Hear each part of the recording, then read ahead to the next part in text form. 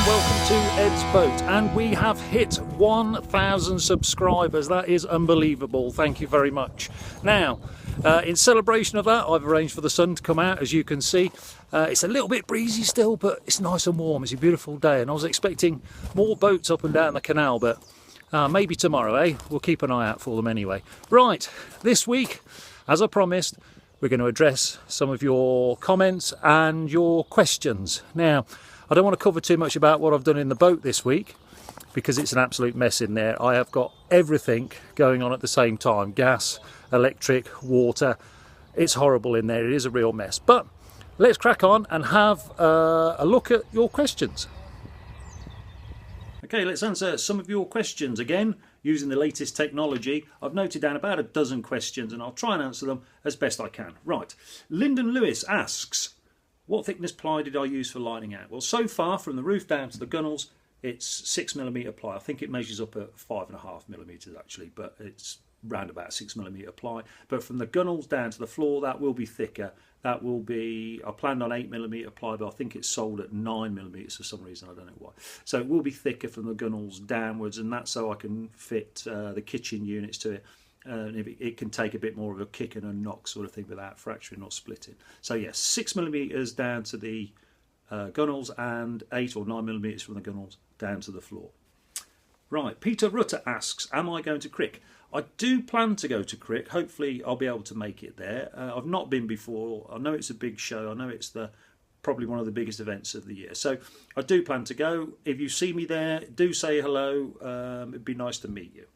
Right, Paul Austin asks, what made me choose the type of insulation I had? Well, one main reason was I've not fitted a boat out before, and I wasn't really sure about the build order and would I get it right first time.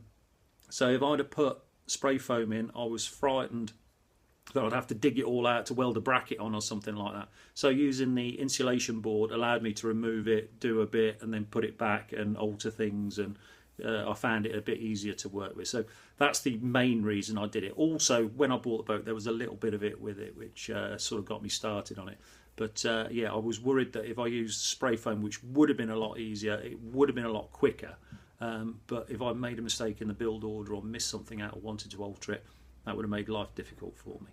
So that's why I chose what I chose. Right. Aid asks, how about a cost review? Yeah, I think I should do a cost review. I was going to do it right at the end, but maybe I'm approaching what I think is about a third of the way through the interior build.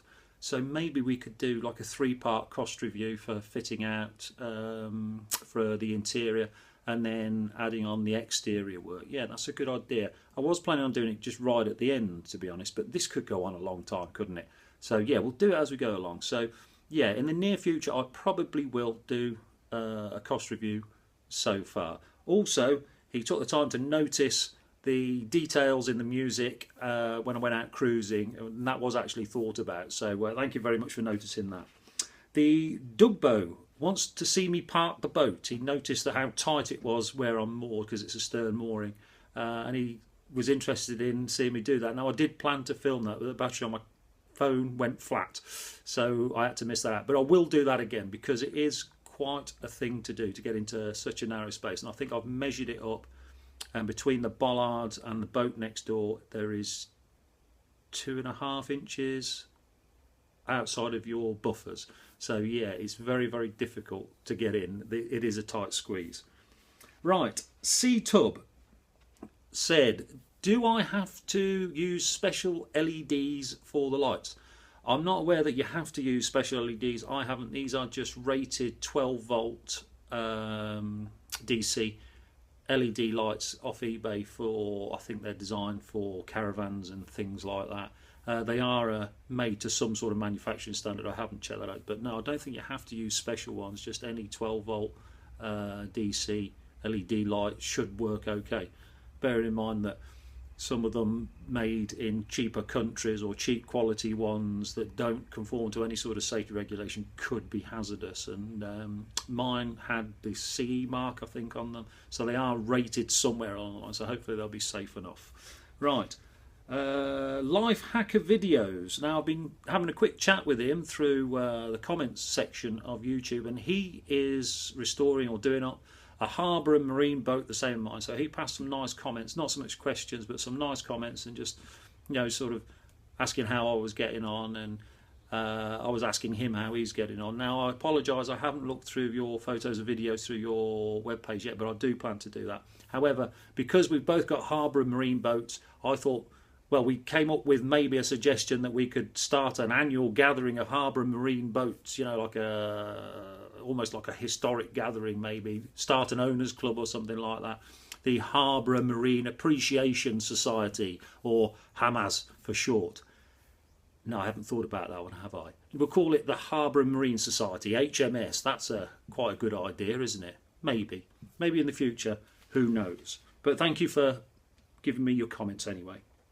The Freedom Project. Now, this has been important. The Freedom Project questioned the 4-inch gap between the 240 and the 12 volt, and I am pleased you did, because I checked up on it. Initially, that had been advised to me by somebody rated as a marine engineer in the trade, supposed to know all this sort of thing. He volunteered this information, and what he's told me, well, it strictly isn't there, is it, in the regs? I did go and have a search through it, and I can find no reference to it at all. And when I questioned him about it, it turns out that, well, let's just say I've been the victim of over-enthusiastic advice.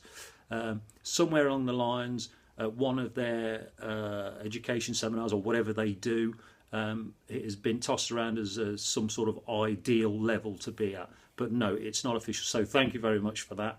That has saved me a lot of work. Just ignore what I said in that previous video about the 4-inch gap between 240 and 12 volt. Because it is very, very difficult to line out and keep that sort of gap between 240 and 12 volt. At some point you're going to have to come close or cross over. So thank you very much for that. So if you see me going wrong in any other way, please do comment. Right, I Wonder Dog asked, am I going to fit nitrous oxide to the engine? I'm not aware that anybody in the history of Lister engines has ever fitted nitrous oxide to a 19.5 horsepower engine with a maximum rev of 2,000 revs. And I'm not going to be the first to do it. So yeah, thanks for the question, but I don't think we'll go down that route. Kevin Jones has asked, what colour are the 240 volt wires in? Well, the 240 volt wires are the same as domestic, so it'll be brown, blue and yellow and green stripe for your 3 internal wires, but the outside colour of the flex that I'm using is a marine blue flex. So and it's much bigger than everything else. There is no confusing it. But inside, exactly the same as domestic. Right. Quirt Truk asks a question, and a very, very good question. What is the height of the inside of a boat? And you know what? I have no idea. I know how high mine is. My roof to floor at the moment is 6 feet 2 inches at its highest point. And I am 6 feet 2 inches tall, so I have to stoop a bit to move around, but it's with a fairly flush fitting roof, it's not much of a problem. But I haven't got any idea what everybody else's boat is. So you know what? I'm going to get a tape measure and we'll go and find out. So I'll see you in a moment. Okay, I am back, and the tallest boat I found inside, which is floor to the tallest point of the roofs are slightly curved, is 6 foot 6 inches. I am told by chatting to 1 or 2 people today that they can be less than 6 feet in some cases, depending on the age of the boat and who manufactured it and how it's been fitted out. So round about 6 foot 2 to 6 foot 6 would be quite typical, but they can be smaller. Right, now the last question is from Mike Harding. Is it the Mike Harding? Do let me know if it is the Mike Harding. Wondered why I removed the diesel tank. Well, this used to be a hire boat, and what they would do is they would put twin tanks on the back of the boat so it would hold an outrageous amount of fuel, so you could go out on holiday for a week or 2 without having to worry about running out of diesel. That was quite typical, I'm told, of the hire boat fleets. For what I'm doing, I don't need 2 tanks, so I decided to remove one so I could use that space to put my leisure battery bank in, just make the engine bay as clutter free as possible, because if you want to work on these boats inside the engine bay, you want everything out of the way so you don't catch it, tread on it, knock it, It just makes life easier for me. So with the diesel tank I've got, it's well over 100 litres, I think. That should be easily enough to get me going where I need to go without having to worry about filling up. So yeah, that's the reason it was removed. So thank you very much for your questions. Do keep them coming in, and we'll do another questions review when they build up. Okay, I'm in the well deck now to do this next bit because people outside are working and there's a lot of noise and that. So I've just come out of the way to get a little bit of peace and quiet so I can talk to you. Now, this business with what I need to do to become a proper boater, this rites of passage business, I've had a couple of nice comments come through that might suggest what I need to do to become a proper boater, and I've made a list myself. So, Karen Marie Sarrett has suggested that I cross the Pontycyclid,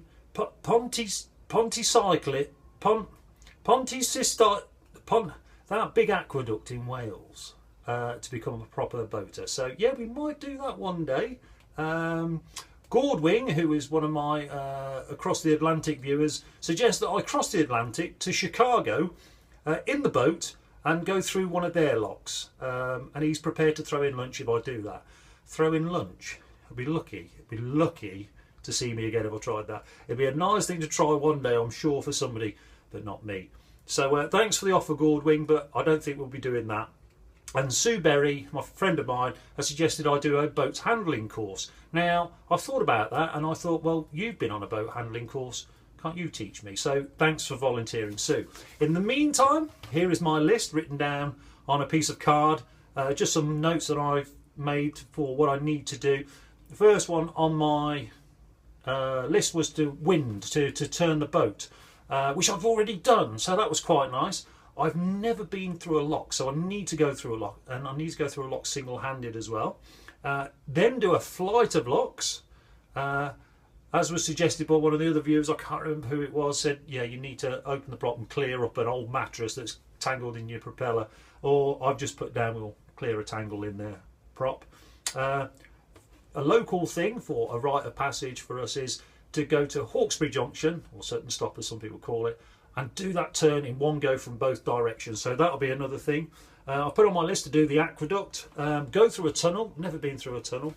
I've never even moored against the towpath myself, so I need to do that, and that will cross over. And the last thing, which sounds a bit silly, is to sleep or spend the night on the boat. And I've never done that because I've got nothing to sleep on or no facilities yet. So that's all to come, and I will add to this list. And then as we go through our journey, I will tick that off. Now, the next thing is, what do I intend to do this cruising season, this coming summer in the boat? Well, apart from a few trips out locally and maybe a nice trip down the Ashby Canal and visiting one or two sites through the Oxford and Coventry canals, I plan to do, probably right in the middle of summer when the days are longest, to do the Warwickshire Ring. And I will cover that in a bit more detail when the time comes. But basically, I'm on the Coventry Canal now, which is part of the Warwickshire Ring. So basically, I turn out of the marina and I can turn right or left.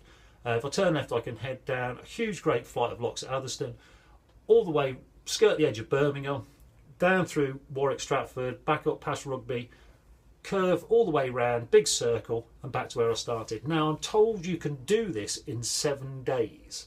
I don't think I can do this in 7 days, but I'm told you can. But I'm going to allow myself a lot more time than that. So my plan for the summer is to do the Warwickshire Ring. So there you are. So if you see me out and about when I'm doing it, do wave and say hello, because more likely I'll be on my own doing it. But we're going to do it anyway, whether the boat's finished or not. We're going to try and get it as practical and serviceable as I possibly can in that time. So I've got a little bit of time to get there yet. But yeah, that's the big plan, to do the Warwickshire Ring. Okay, that's it for another episode, and a big thank you to all my subscribers. 1,000, who'd have thought when I started doing this vlog it was more about just logging what I was doing for my own personal record and to show some of my friends so I didn't block up Facebook with every little detail I was doing. So many thanks, I do appreciate this. Keep your comments coming, and in the next episode we'll address the work issues that I've been doing in the last couple of weeks, and I'll bring you a bit more up to date. So in the meantime, take care, and I'll see you soon.